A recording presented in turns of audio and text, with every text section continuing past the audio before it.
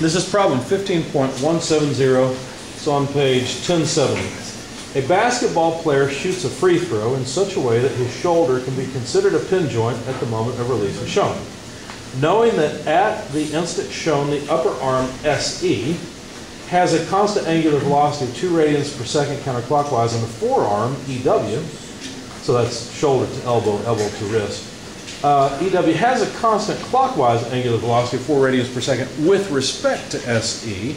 Determine the velocity and acceleration of the wrist W. All right, so let's write down, first of all, let me copy what was given. So the body acts as the frame that's not moving, or the fixed body. Point S is here, point E is here, and the wrist W is way out at the end. The elbow to wrist distance is 300 millimeters, and the shoulder to elbow distance is 350. Let's see, let's just put it right on here, 350 millimeters. There. Then the angle at this particular position for the elbow wrist from horizontal is 80 degrees, and the angle from horizontal to the shoulder elbow, or the upper arm, is 30 degrees. Let me move point E off to the side. I'm going to use the typical XY coordinate system. We'd like to know the velocity of the wrist and the acceleration of the wrist.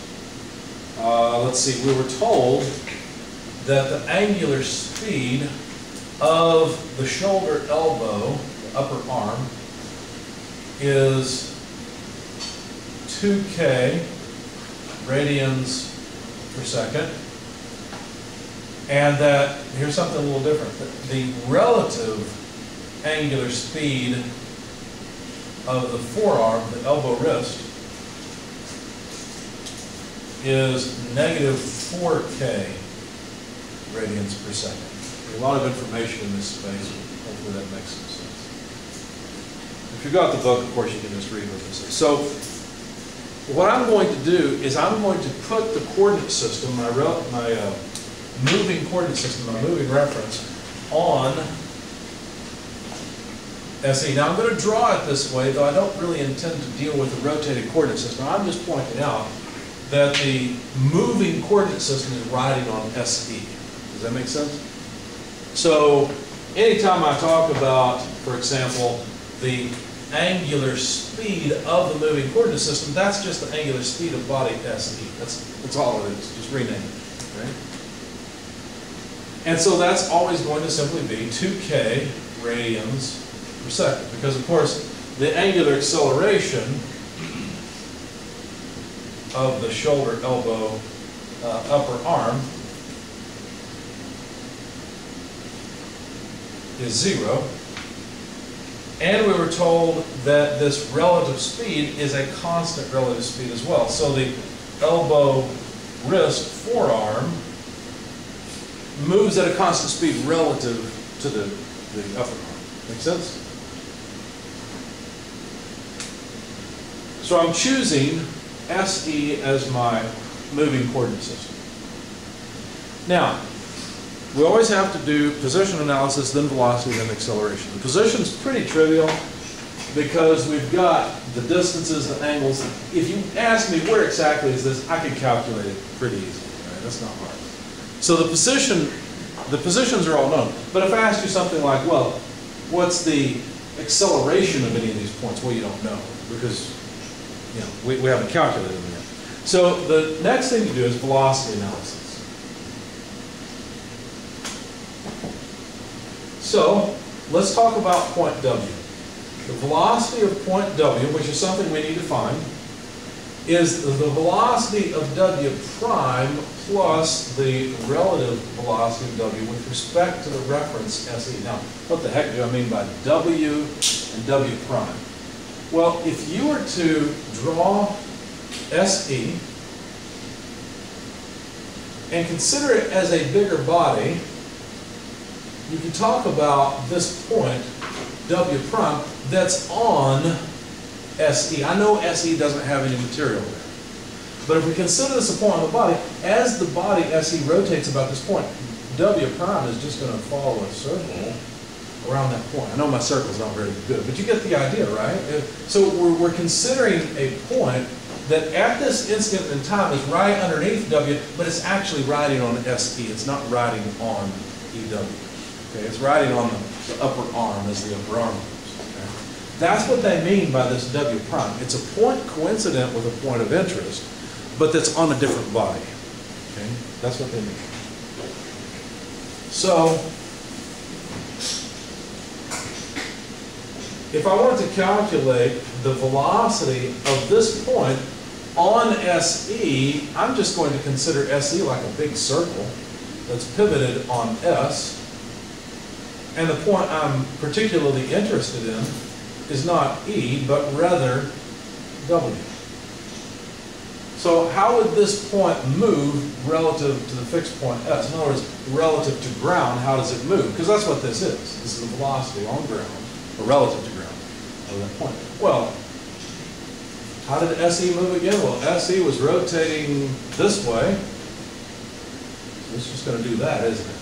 That's the velocity. This is VW prime. Because this is actually point W prime. I'm sorry, I wrote W. It's not W. W is on EW. But VW prime, or W prime, is on this body. And so that's what we're... So how do we write that? Well, that's just an omega cross R type of term. I need the angular speed of SE crossed with the vector from S to W prime. Or you can say to W if you like, but really we're going to W prime. W and W prime are at the same position. So that's how I write the velocity of that point that's on body SE. How about the relative velocity of W itself with respect to XE? Now, the way we think about this, we got point S here, point E here. Think about standing on that link as it rotates, okay? And then the other body, EW, what's it doing? Well, now this is our reference, right? This point E is the reference, and all you would see is W moving around in an arc. Ultimately, it would move around in a circle around us. Elbow can't do that, but you know what I mean. Okay? So this velocity of point W that is now legitimate point W on EW, we're wondering how that moves relative to SE. So how can I write that? Well, I could write it as another omega cross R, because remember, I know something about the angular speed of EW relative to SE. So it's now my reference is this. So as if SE is not rotating, just like I was looking at this point from ground. So I need the angular speed of EW relative to SE. So how about if we do this, of EW with respect to body SE, crossed with a vector from where to where? Well, I need to go from E to W, because E is now my reference, right? This body's pivoting about E, so I need the vector from E to W. Okay? So notice what this is. This is a relative velocity. That's what it is. It's the velocity of point E with respect to the upper arm. Okay? Now, let's plug in whatever we can. The angular speed of SE is 2k. We need to cross that with the vector from S to W prime. That's this vector. You can say, yeah, but you went to W. I know, but W and W prime are at the same position right now. Okay. So how do I get there? Well, probably the easiest way is just to add two vectors to get there, right? That'd be the easiest way. So we'll just write it that way. 350 millimeters moving out here times cosine 30 degrees in the I direction plus sine 30 degrees in the J direction. You see what I've done? This is at 30 degrees, so I went over cosine 30 up sine 30, right, to get to E. So far I'm at E right here. I moved from S to E, but then I need to move from E to W. So I would add 300 millimeters multiplied by, well, now I've got to move in the negative I direction. So negative cosine of 80 degrees I, and move up plus sine 80 degrees J. Okay. By the way, this is only the first term. It's just that the vector from S to W was a little bit long, that's all. So let's write the next term. How would it go? Well, the angular speed of EW relative to SE is negative 4K. Of course, I'm dropping some of my units. These angular speeds are radians per second, so we're going to end up with millimeters per second. But that's exactly what we expect for velocity. Okay? So the units are pretty trivial. But we need to take the cross product of that angular speed with the vector from E to W. Well, the vector from E to W is a little bit simpler. It's just this last piece here.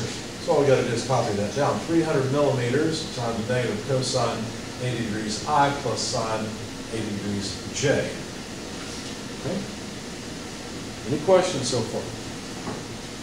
Okay, it's a pain to carry around these cosines and sines, so I went ahead and plugged them into my calculator. I took the cosine of 30 and multiplied it out and so on and so forth. In fact, what I did next was to take it one step at a time. I took 350 cos 30, I got 251.014I, and then plus 350 times sine 30, I got 470.4423 J.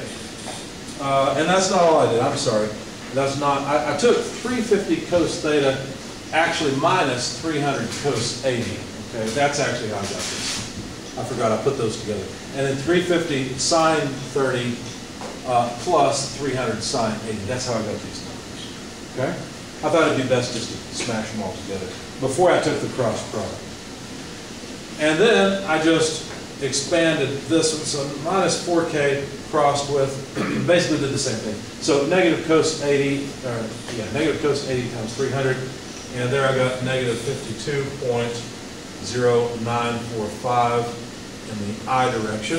In the J direction, 300 times sine 80, so I got plus 295.4423 in the J direction. Sorry, that's off the screen just a little bit. Okay? So basically, this vector is that one, and this vector is just that whole thing. Just trying to squish it down a little bit. So now competing cross products. K cross R is negative J. Now, why did I write this positive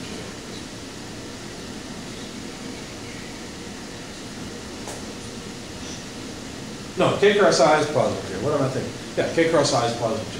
All right. So K cross I, so 2 times 251, I got 502.0288 J.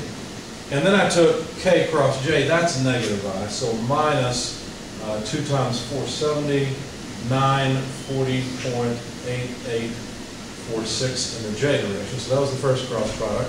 The next cross product, K cross I is positive J, negative times negative is positive. So we're going to get another positive J component. That's 208.378 J. And then finally, K cross J is minus I. We've already got a negative sign here. Negative times this negative is positive, so plus 4 times 295 or so is 1181.7692 in the I direction. Just computing the cross products. Now, adding the I components and the J components, you get 240.8846I plus 710.4068 J. And these are both millimeters per second. Now, this is what they wanted us to find, okay? At least in vector form. If you take the square root of the sum of the squares, you'll get the magnitude. So you can do that if you want. Okay? It comes out, I think, to about 750 or so millimeters per second. But the velocity that I'm going to write down over here, because that's what we wanted to find, is 240.8846I plus 210.4068J. Like I said, these are both millimeters per second. And that was one of our questions, one of our challenges to find. So that's one of our answers. So that's the velocity analysis, okay?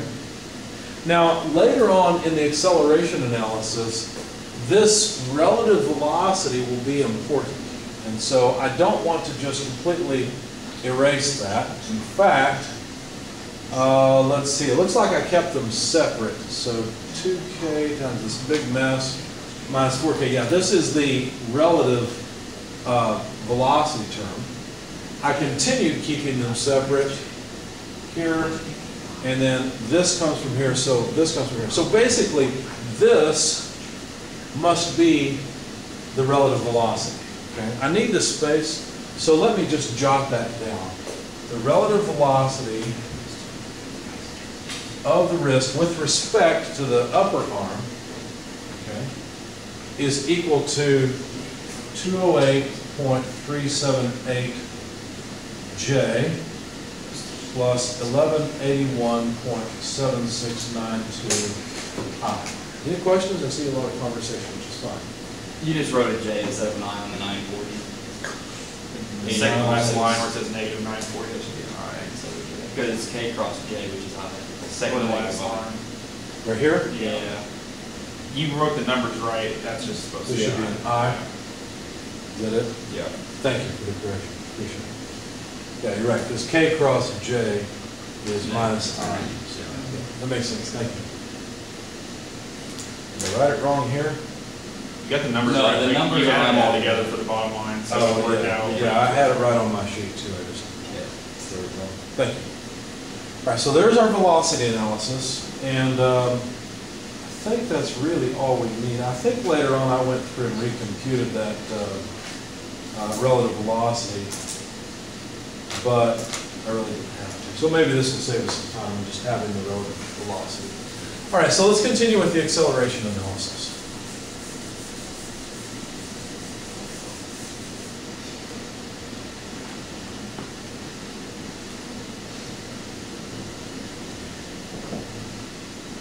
All right, the acceleration of point W, which is what I want, is the acceleration of the point on body SE plus the acceleration of W with respect to SE plus the Coriolis acceleration. We wouldn't have the Coriolis acceleration of W prime and W1 on the same body. The only reason we have the Coriolis acceleration is because they're on different bodies. Okay? Now, if we look at the acceleration of W prime, well, that is a point on body SE. So I think what I did, I went and looked at the summary equation and used it. Let's see. Yes, that's what I did. They're just in a little bit different order. Does that make sense? Yeah, I probably should have expanded a little bit more because I immediately dropped some things. Let me copy what we've got from the book instead. So the acceleration of W prime, remember equation 1136 and 1135 prime are both equally useful. Okay? What can be confusing about them, if you turn to that page, it's page 1066, what can be confusing is the fact that they've got an A naught in 1535 prime. The only reason for that is so that you can have one more acceleration term. If your reference itself is accelerating, then that's what goes into A naught. Okay? Our reference is not accelerating. SE, this point S, it's not accelerating. So all we will need is omega dot, now it's a vector, they've got it in bold, crossed with R. But what R are they talking about? Well, they're talking about the vector from the reference out to, get it from here. Make sure I'm doing this in a way that makes sense. They're talking about the vector. Wait a second, hang on just a second. Let me make sure I get this all right with their terminology.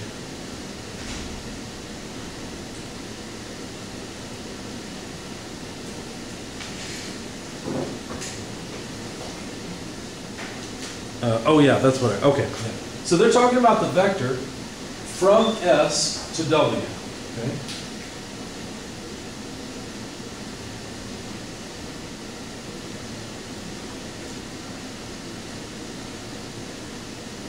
Let's see this. Still confusing myself. Hang on just a second. Oh, I'm confusing the Coriolis acceleration. That's what's wrong. So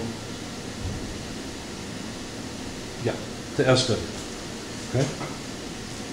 The next term, minus omega squared r from S to W. Let's think about this for just a second. What are these things and where do they come from? I made some notes so I remember what was coming from where so I could explain this quickly, and it's, I think, more confusing me than anything.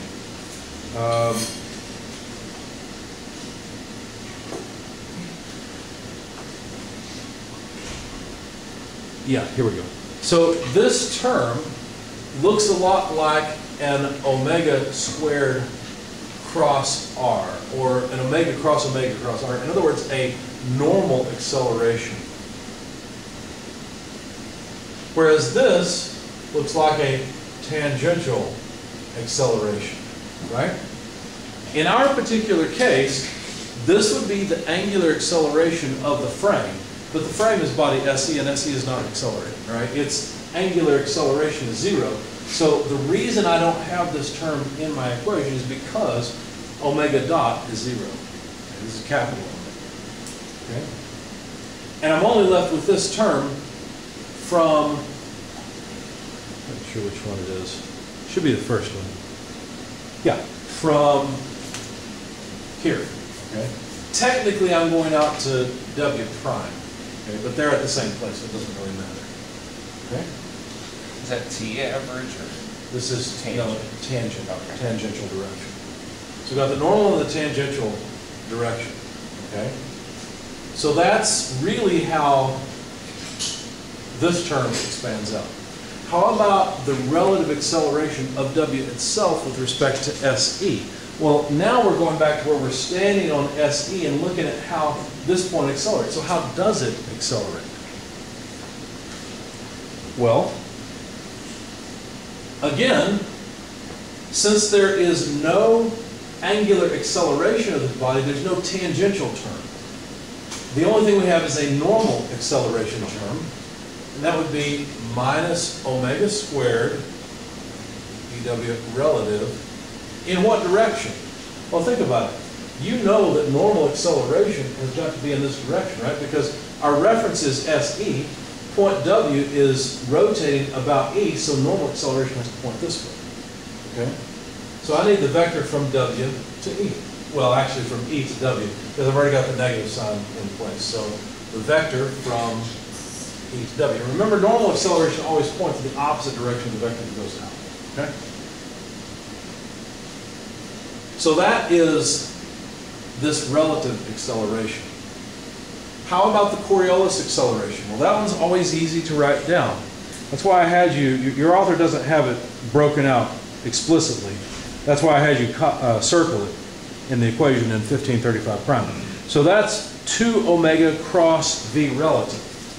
So plus 2 omega cross with, well, what do we mean by V relative? What are we talking about here? Well, we're talking about the relative velocity of point W relative to SE, because remember, we're taking SE as our reference. Okay? So the velocity of point W, not omega, with respect to body SE. Okay? I could have written here a relative tangential equation. I did not. It would have just crossed off because body EW has no relative angular acceleration. Okay? It's a constant angular speed. Where is it? Here we go. Constant relative angular speed. Okay? Any questions so far? To me, the hardest part is figuring out what all of the terms are and what goes where. Okay, that's the hardest part. I'm trying to show you several different problems where the things vary a bit. Okay? All right, so now let's continue expanding. So, we don't have this first term, we've got the second term, so we need minus omega squared.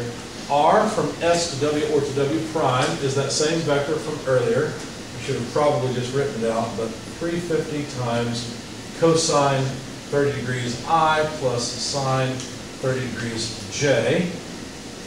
plus 300 times negative cosine 80 degrees I plus sine 80 degrees J. Hopefully you recognize that vector from before. That's the vector that goes from S to E and then E to W. Okay? That way I get the vector from S to E. So that's this term.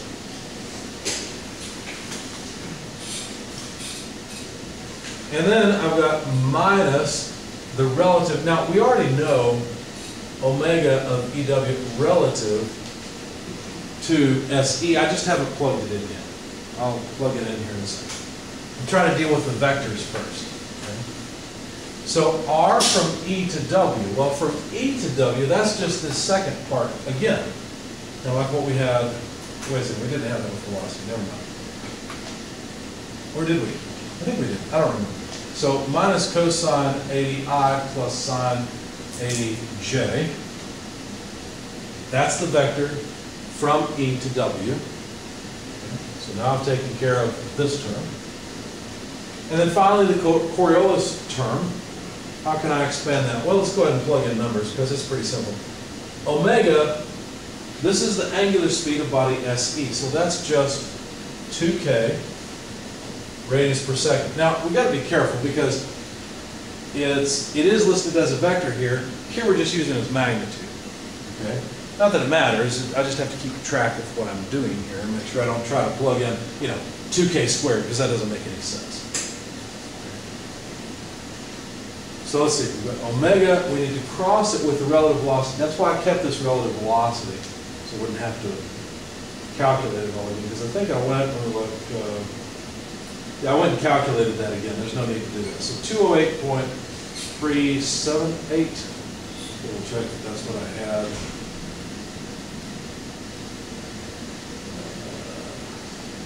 Yeah, 378. And that was in the J direction. Let me put it in proper order. Let's put the I term first. 1181.7692I plus 208.378J. So there's my relative velocity of W with respect to frame SE, or body SE.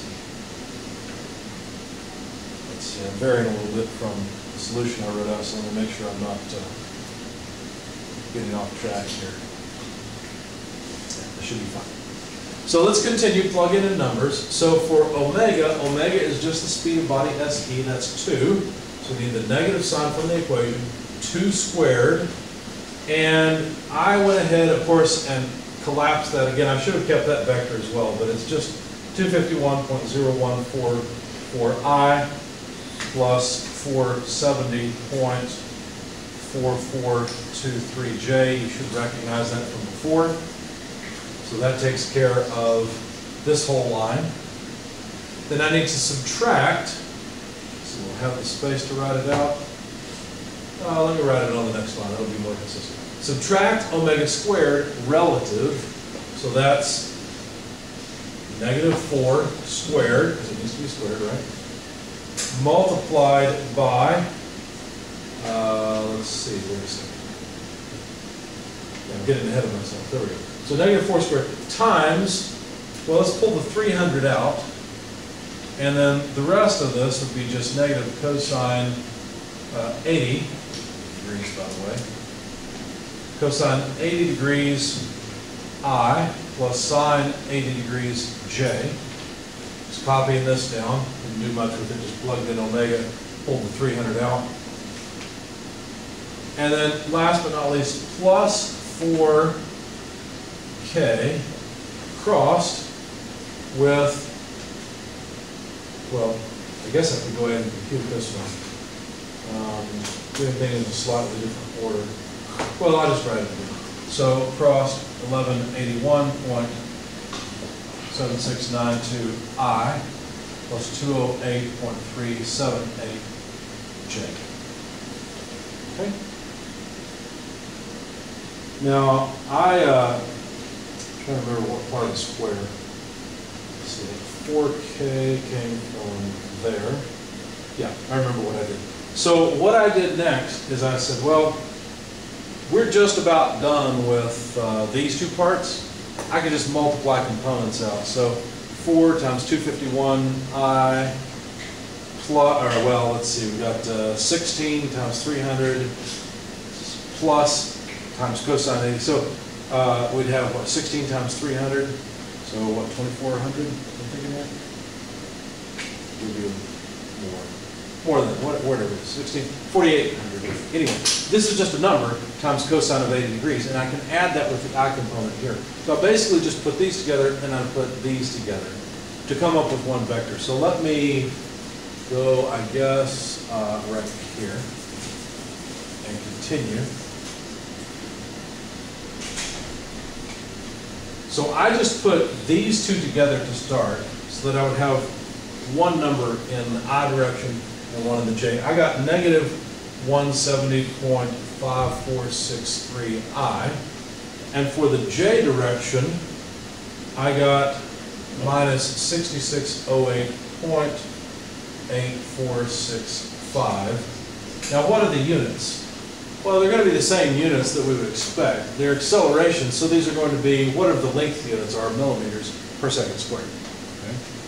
But that takes care of this first bit. And then I went ahead and computed the cross product of the next part. Now, I'm going in a little bit different order here because I went ahead and plugged in the relative velocity. Let's see if we come out with the same place or if I've made a mistake. We'll go ahead and compute the cross product, and I'll have to have you calculate some of these numbers for me. So we're going to take K cross I, which we know is J. So we're going to have 4 times 1181. I tell you what, do this for me. Take 4 times 1181.7692. What do you get? 4,727.077. Okay, so that's K cross I, which is J. Now take 4 times 208.378. 833.48. 833.48. Now, let's figure out the sense of it. K cross J is minus I, so this should be minus in the I direction. Okay? Now all we have to do is add these together, and we'll have the acceleration of point W. When I did that, yeah, so there's our J component, there's our I component. I got negative 1,004.06 in the I direction. That should be that sum. And I got negative, adding these two together, 1,881.77 in the J direction. And as I said, these are all millimeters per second squared. Okay. Is that what you get when you add those numbers together?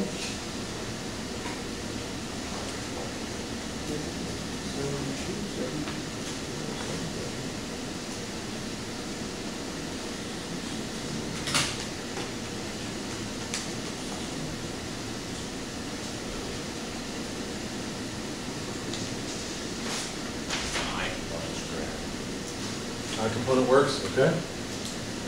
Anyone else have the J component? It works. It works, okay. So that's it. So there's our answer. Now, we might want to know the magnitudes of these things, so let's go ahead and do that as well.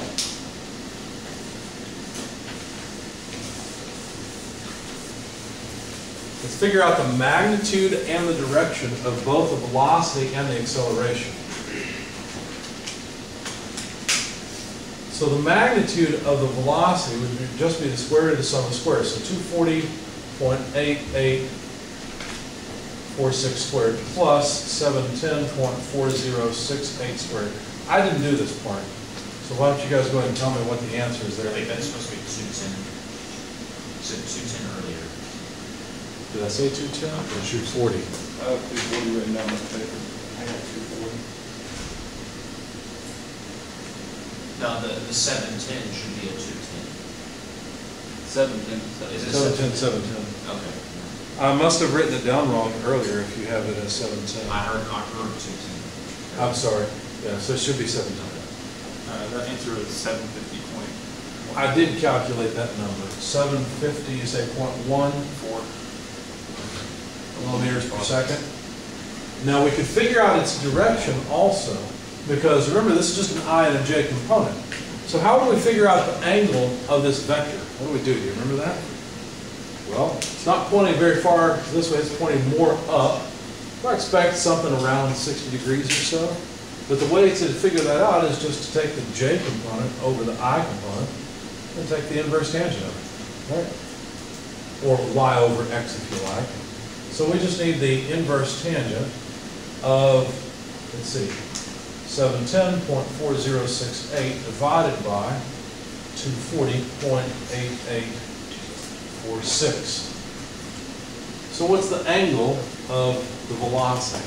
71.3. 71.3 degrees. So if the wrist is holding the basketball, assuming the wrist is not rotating also, and this is the way the point W is moving, then the ball is going to leave the hand at 71.3 degrees with a velocity of 750 millimeters per second, which is about 3/4 of a meter per second. This doesn't sound like a very good basketball shot, does it? 3/4 of a meter, let's see, a meter's about like that, so it takes a whole second to go this far. Sounds like a very limp wristed toss. Maybe this person's all the way up the basketball going there just barely pushing it in, I don't know. But this is a pretty slow throw. I hope this is not a three-point attempt because otherwise Purdue would lose. Oh, wait a second, they already did. Anyway. Too soon. I know, too soon. And I'm a graduate of Purdue. I've never really cared for the sports much. I mean, it's okay, but it seems like Purdue goes really good and then just falls flat on their face every time. Have we had a national championship in basketball? 5 years ago. How many years? 55 or 55 years? Or at least last time they did. I don't think anybody was beating UConn. I mean, I think maybe it's a badge of pride because we're an engineering school, right? So we're not supposed to be good at sports. So anyway, so there's our velocity. What about the acceleration vector? Let's see, we don't need this anymore, so we'll just work over here. So the magnitude of the acceleration would be 1004.06. Is that an 06? I don't remember. You're right. Let me look. Yeah, 06 squared plus, and who cares about the negative sign? It's going to go away with the square. Plus 1,881.77 squared in the square root. Of course, this will be millimeters per second squared. So what's the magnitude of the acceleration? 2132.88. How much? 2132.88. 2132.88 millimeters per second squared. So maybe this is not so bad. The wrist is still accelerating. So the basketball is not leaving the hand yet, or is it? What direction is this? If the acceleration is this way, if the hand is slowing down, this is a very limp-wristed throw. This is pretty bad. Right? But if the hand's still accelerating forward, okay, so that might be all right. So let's figure out what direction this is.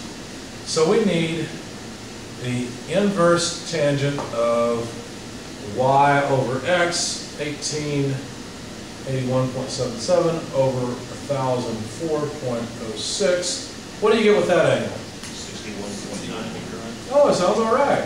Except there's a problem. Anybody notice what the problem is? These are both negative. When you take the inverse tangent, it doesn't tell you, it only gives you a result in the, what, first and fourth quadrants, I think?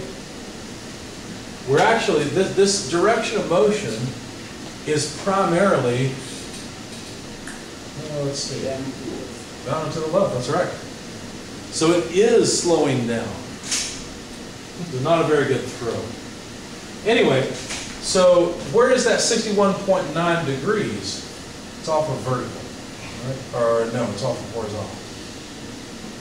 Because there's more down than there is back.